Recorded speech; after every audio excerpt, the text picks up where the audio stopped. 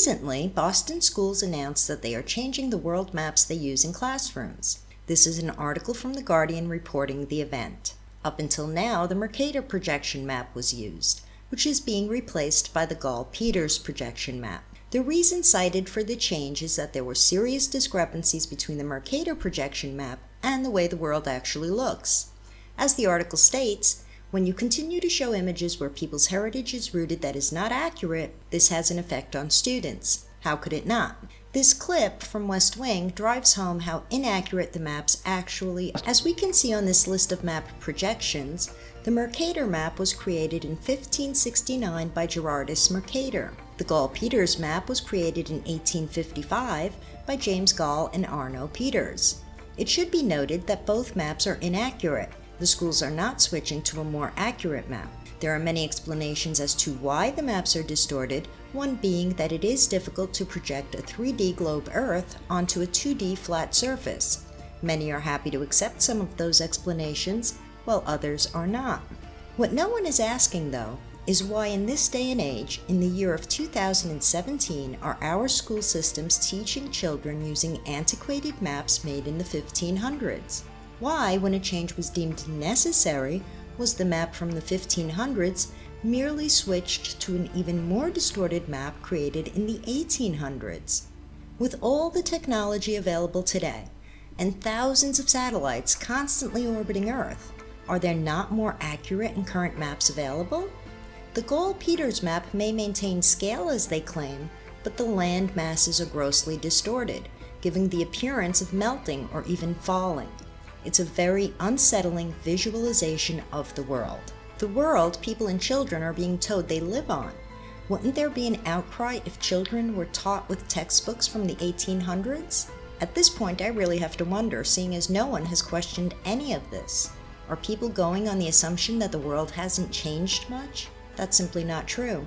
The world is constantly changing. New land masses are created and others sink into the sea every day. Are people assuming that it doesn't matter? It's just the map. It's not very important. It doesn't really affect day-to-day life. As the clip from West Wing stated, nothing is where you think it is. You have not been allowed to have an accurate view of the world you live in, nor will your children be allowed to have one. When something like that is done, one has to ask why. Why lie about the structure of what we exist on? It's a deception that has been executed well. An open deception which makes people question it less. Yes, I am lying, but here's the reason I am lying. Those who continue to question are then more easily disregarded. When we as a people try to navigate this thing called life, it is critical to know as much as we can about the medium we are trying to exist in, just as a fish needs to know about the ocean currents to survive. If the foundation of our knowledge is incorrect, every conclusion we arrive at thereafter will be incorrect as well. For instance, if we start off thinking 1 + 1 = 5, every calculation we make after that will be wrong. We are living in a world where a select few have taken control of everything. They control the world's wealth and the world's knowledge. If you have control over the knowledge people have access to, you control the people. It's an age-old technique that has been used on humanity for centuries. High priests in ancient civilizations used it on their people. We are familiar with the practice, and often we perceive the people it was used on as being naive and foolish. Yet we allow those very same techniques to be used upon us and our children today. Take the Antarctic Treaty, for instance. A select few have decided that no one is allowed into Antarctica without their consent. Those allowed in are only allowed into certain areas. They can go no further. Any information you receive about Antarctica will be via them.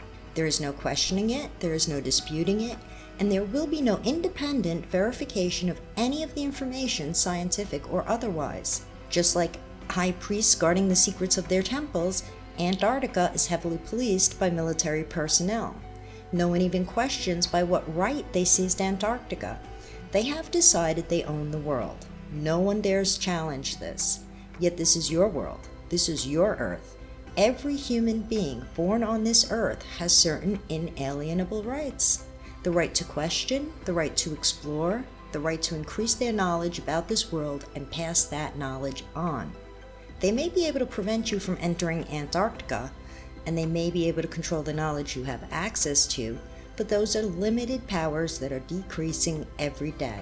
They cannot stop you from thinking, questioning, or sharing the knowledge you gain. So I urge you all to question the information you're given. Ask yourselves what the shape of the world you live in is. How can that information affect your day-to-day existence? Is it possible that it affects even more than that?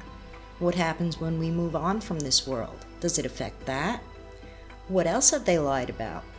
Question the reality you exist in, for it would seem that we are now living in a fantasy that simply doesn't exist, a construct made up of a web of lies.